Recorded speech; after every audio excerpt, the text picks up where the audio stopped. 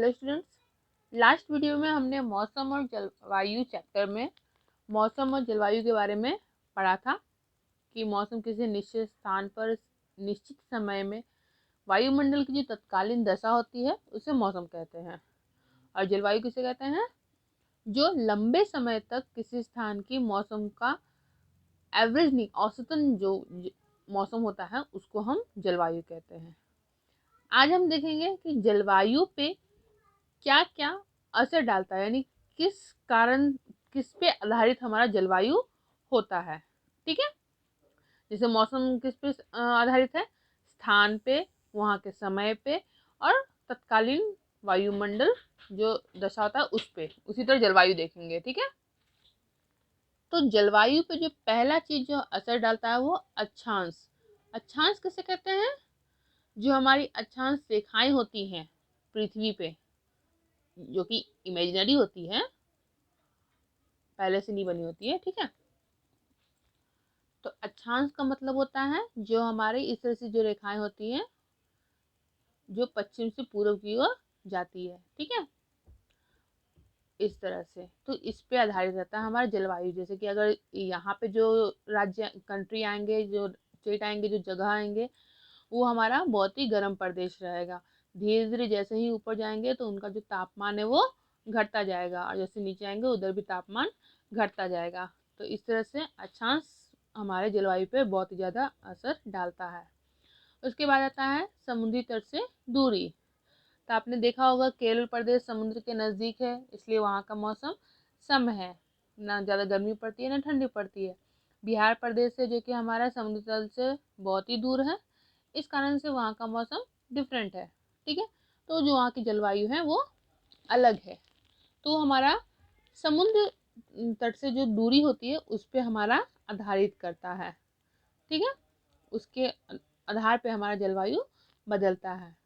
उसके बाद पर्वतों की दिशा और अवरोध, यानी पर्वत हमारा किस दिशा में है। तो हवा जब आती है तो अगर पर्वत के अपोजिट आ रही होगी, तो अगर पर्वत यहाँ पे है, हवा इधर से आ रही है तो उस तरफ हवा नहीं जा पाएगी, अगर इधर से आ रही तो इधर नहीं जा पाएगी। तो हवा के दिशा के अनुसार पर्वत कहाँ पे है, या फिर उसकी अवरोधन, यानी वो कितना ऊंचा है कितना नीचा है, उस पे हमारा आधारित होता है। ठीक है, जलवायु। नेक्स्ट है समुद्री धाराओं की दिशा। समुद्र की जो धाराएं होती है उससे भी जलवायु हमारी बदलती है। जैसे कि जो हमारा भारत की तरफ इधर दो तीन समुद्र हैं, जैसे कि अरब सागर, यहाँ पे हिंद महासागर, बे ऑफ बंगाल। ठीक है, तो उन सब की धाराएं जो होती हैं वो डिफरेंट डिफरेंट होती है, तो उसके आधार पर भी हमारी जो जलवायु होती है वो उस पर प्रभाव करती है। ठीक है, उसके बाद होती है पवन की दिशा, यानी हवा की दिशा किस तरफ है, पूर्व से पश्चिम बह रही है या पश्चिम से पूर्व बह रही है, उस पर भी हमारी जो जलवायु है वो असर करती है। आपने कभी कभी सुना होगा कि पूर्वइया हवा में दर्द बढ़ जाता है, पछिया हवा ऐसा होता है, यानी जो हवाओं की जो दिशाएं होती है उससे भी मौसम पे असर पड़ता है। घर में सुना होगा आज पछिया हवा चल रहा है तो ये सामान जल्दी सूख जाएगा, पूर्वइया हवा चल रहा है वो तो वहाँ के जो हवाओं में जो नमी होती है तो उससे सामान जो है जल्दी सूखते नहीं है, गीलापन रहता है, नमी रहती है हवा में। तो वो जो पवन होती है, जो हवा होती है, उसकी दिशाओं से भी जलवायु पे असर पड़ता है। ठीक है, समुद्र तल से दूरी बोले, दूरी मतलब कितने दूर हम स्थित हैं, और प्लस समुद्र तल से जो ऊंचाई है, ये दोनों हमारा इफेक्ट करता है जलवायु पे। अब ये चीज़ें याद करने के लिए इंग्लिश में बहुत ही एक शॉर्ट फॉर्म दिया गया है जिसको बोलते हैं लैंड फॉर्म। तो लैंड फॉर्म शॉर्टकट में याद करने के लिए कि क्या क्या है जो जलवायु पे असर डालते हैं।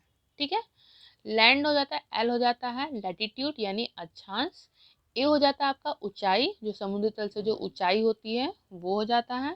ठीक है, एन हो जाता है नियरेस्ट फ्रॉम सी, यानी कि समुद्र तल से जो निकटतम है वो। डी हो जाता है डायरेक्शन ऑफ विंड, यानी हवा की दिशा। एफ हो जाता है हमारा फॉरेस्ट यानी वन। ओ हो जाता है ओशन करंट यानी समुद्री धाराएं, लहरें जो होती हैं वो। आर हो जाता है रेन, वहाँ की वर्षा भी हमारे जो मौसम है, जलवायु है, उस पर असर डालती है। और एम हो जाता है माउंटेन्स, ठीक है, यानी पर्वत। तो ये है शॉर्ट फॉर्म याद करने के लिए कि जलवायु पे क्या क्या असर डालते हैं। ठीक है, आगे और कुछ भी जानेंगे इस चैप्टर में, एक एक करके तापमान और इन सब के बारे में हम पढ़ेंगे। ठीक है, अभी के लिए थैंक यू।